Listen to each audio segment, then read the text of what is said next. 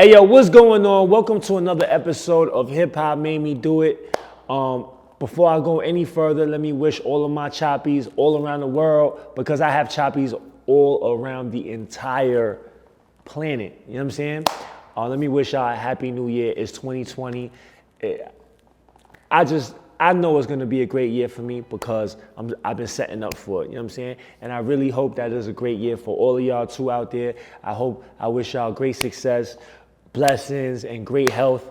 And you know what I'm saying? I just hope that we all together can accomplish whatever we set out to go get, you know what I mean? So, before I move any further, today is January 2nd, tomorrow is January 3rd, and this is the day that I've been pushing for the last 2 months, right? My single, Wu-Tang Remix, featuring Method Man, drops tomorrow. So if you're watching this, I need everybody to go hit the link below, right? And go pre-save. And if you're watching this after it dropped already, make sure you go and listen to it on Spotify, iTunes. Make sure you go watch the video on my YouTube.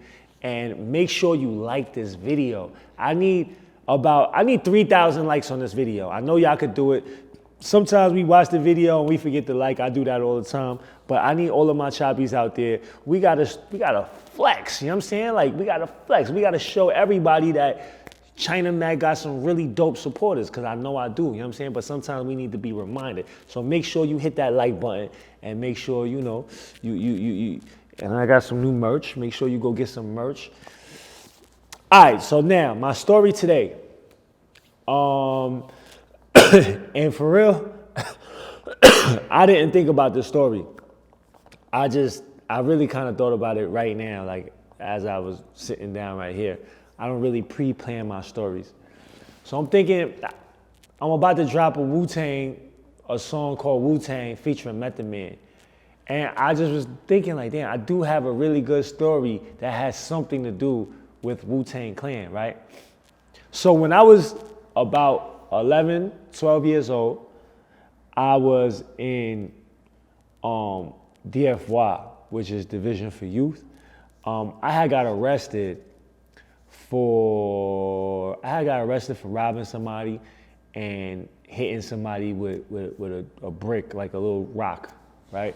And I went to jail. So, but this wasn't a jail.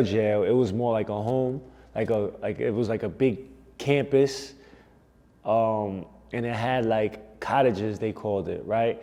It wasn't barred. It was like it wasn't a cell. It wasn't a lockup. You know what I mean? It was like a bunch of kids, at this home, right? This big, gigantic home. So this is like it was my first bid upstate, right? Away from home. And I was just learning about just how to conduct myself in atmospheres like that, right? I really didn't know. Like, you know what I'm saying? I probably had maybe, I don't know, I probably had like maybe 2-3 fights at that time, you know what I'm saying? Maybe one, you know what I mean? I really didn't know how to deal with certain things, and I was learning. So, like I said in one of my last stories, Wu-Tang Clan had came out, and their tape was buzzing, and I had got my hand on this 36 chamber tape, right?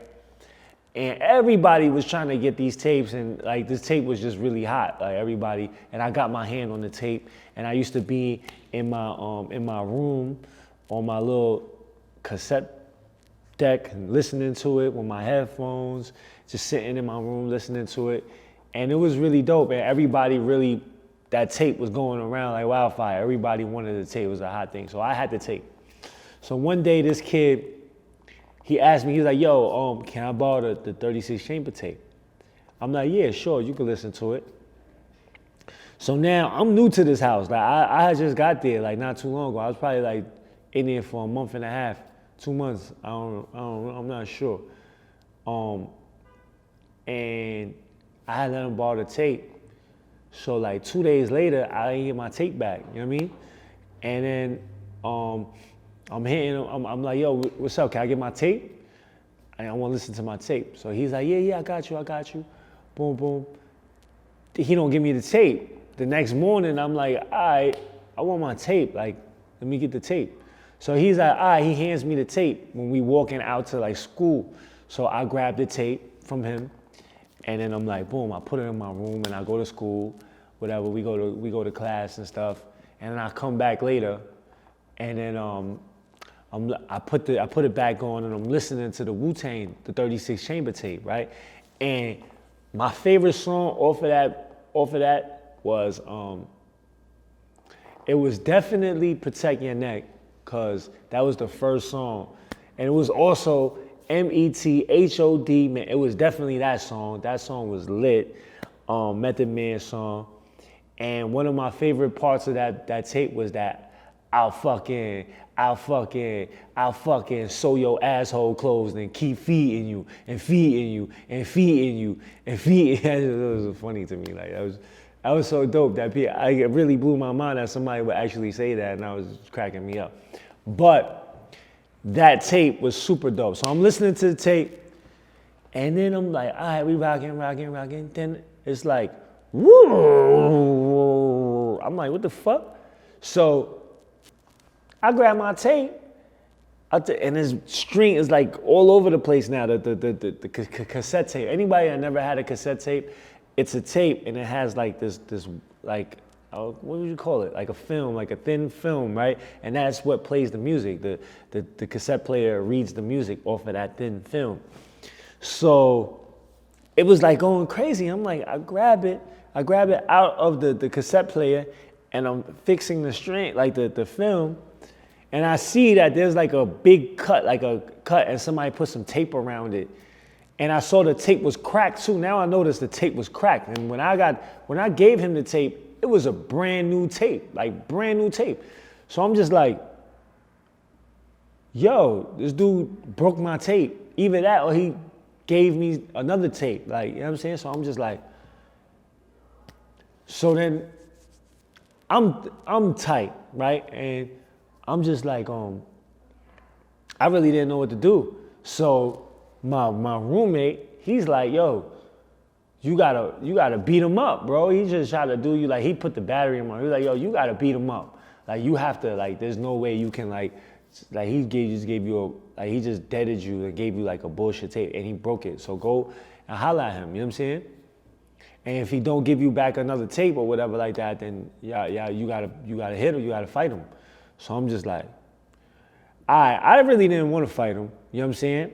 But at the end of the day, I also didn't want to make anybody feel like they could do anything to me either, like take my stuff or, like, you know what I mean, do anything like that. So I'm like, all right, I'm ready to fight. So I go up to him and I'm like, yo, this ain't my tape. You know what I mean? Like, this you either, like, this is broken, is cracked. So he's like, that's your tape, bro. You gave it to me like that. So I was like, I didn't give it to you like that. Like, my tape was brand new. So he was just brushing me off. Like, he didn't even, like, he was just like, I gave it to you like that, and just kept on like this, talking to his man. All his people was laughing. So I'm just standing up like this, looking down at them, and he just like, boom, and talking to his people, and they all laughing in the group, and that got me so upset. Like, it got me so upset. Like, I was fuming, you know what I'm saying? So I'm standing there, and I was like, so he was like, yo, what's up? Why you still standing there? So I'm just like, yo, like, my tape. So he was just like, man. And when he turned around, I was just like, fuck it. I just swung. Boom. Swung on him. And I hit him, but I don't even think I really hit him that hard because he got right up. You know what I mean? And then, but around there was mad people pulled us away, and they broke it up. So before we even got the fight, I landed a punch, but he was just, by the time he got up, we was all pulled away, and it was broken up. So we walk off, and then we don't call them, they wasn't COs, they was like staff. They broke us up, they put me in my room, they put him over there. So whatever, the next day, so the staff come up to us and he's like, yo, what's going on? So I didn't say nothing. I'm like, nah, we were just playing. So he was like, I was just playing. I was like, yeah, we was just playing. We was like little slap boxing, whatever. He was wrestling and whatever. And he looked at the other dude. Matter of fact, the other dude said that first. The other dude said that first. His name was Saladin too. I remember his last name. He said that first. He was like, nah, we was playing. Like, we was wrestling or whatever. So then they looked at me and I'm like, yeah, I was just playing. So I followed suit on the story. Then they were like, all right, listen, y'all, for the rest of the day, y'all just in your rooms, can't play. So you gotta sit in your room, you can't come in the day room. So I'm like, all right. So when we walking off, we walking together up the stairs to get to our rooms. And he's like, yo, tomorrow, I'm gonna beat your ass. Right? He looks at me, he didn't even like say it, he just said it real calmly, like, tomorrow, I'm gonna beat your ass. Like that. And he was like, you gonna fight me, right? And I was like, yeah, I'm gonna fight, right? Yeah, definitely, I'm gonna fight. You ain't gonna beat my ass. So we walk in, boom, boom. So he goes in his room, I go in my room. And then the whole day, I'm just in my room getting ready for this fight because I know, like, I'm not gonna back down. I have to fight. You know what I'm saying? And I know he wants to, and he was so confident about it. He said that like so confidently, like, I'm gonna beat your ass. So I'm just like in there doing little push-ups. I think maybe the most push-ups I could do at that time was like 7. So I did my little 7 push-ups, or maybe even 5 push-ups, I don't know. I was in there shadow boxing, you know what I'm saying? Like, all right. I was rocky in there, you heard? I was playing my little tape. I couldn't play the 36 chamber tape because it was all messed up. So I think the other tape I was playing was probably like Smith & Wesson, right? That was my other most favorite tape. So I listened to that, getting ready, pumping myself up for this fight. Like, boom, and my roommate was like, all right, yo, boom, he's trained, like, yo, boom, throw your punch like this, boom, boom. So all right, bet, I'm on it, boom. I was just getting ready the whole night. So by the morning time, I'm like, yes, I'm ready to fight. Let's get it. So I was still kind of like nervous, but I'm just like, I'm gonna fight. I could do it. So my roommate had gassed me up a little bit, like, oh, all right, you got your shit together. I'm throwing punches, like, ooh. He's like, yeah, boom. All right, so we don't go, and when we fighting, so we walked. So we went to breakfast and we came back, and then I guess. I forgot how it went, but we just said we was going somewhere and we walked down there. We don't need to be escorted. We could just walk around freely on the campus. So at breakfast, he was like, yo, after breakfast, go put your boots on and we gonna go to the back. I'm like, all right. So after breakfast, he's like, yo, don't go in your room. Just go. Put your boots on, keep your boots on, and follow me. So we go and do that. So after breakfast, I'm walking, and my heart was pumping, and I'm just like, all right, I'm about to fight. Like, and everybody's laughing. Like, I feel like everybody's laughing, and everybody's just like, you know, they're not really taking me seriously. So I'm like, yeah, I gotta be taken seriously. Like, you know what I mean? Fuck that. So I kept my boots on, and then after we came back from chow. And when everybody went back in, we was going somewhere, probably go get a haircut, I don't know, something, and we walked down the hill.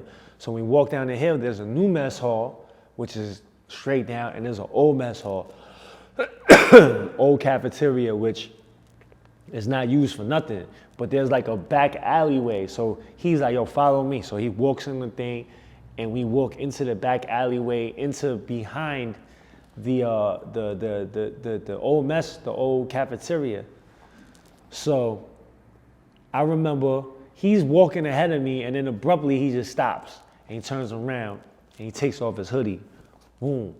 And he's like, all right, what's up? You ready? So I'm like, yeah, I'm ready. Boom.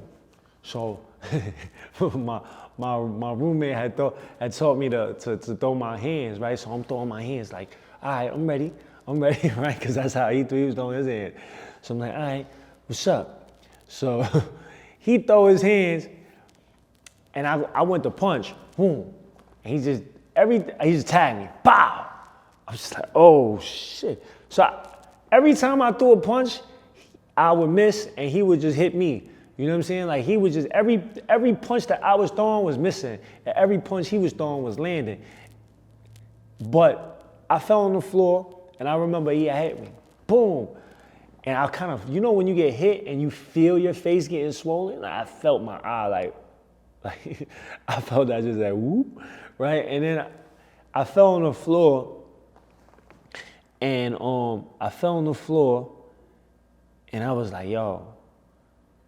Like I remember telling myself like, damn, like I can't fuck with him. Like, you know what I'm saying? But then I got back up, I jumped right back up, boom, fighting him again, whoop, whoop, throw another punch, I'm trying, boom, and he hit me, bow, tag me, ooh.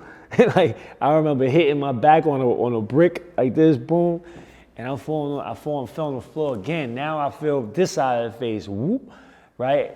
And now I got blood in my mouth. So I'm just like, I'm on the floor.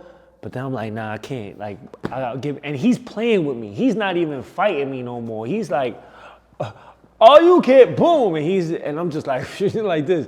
He's like, oh, watch this one. And boom, he's hitting me like, he's just playing with me. But at the end of the day, I kept on getting up.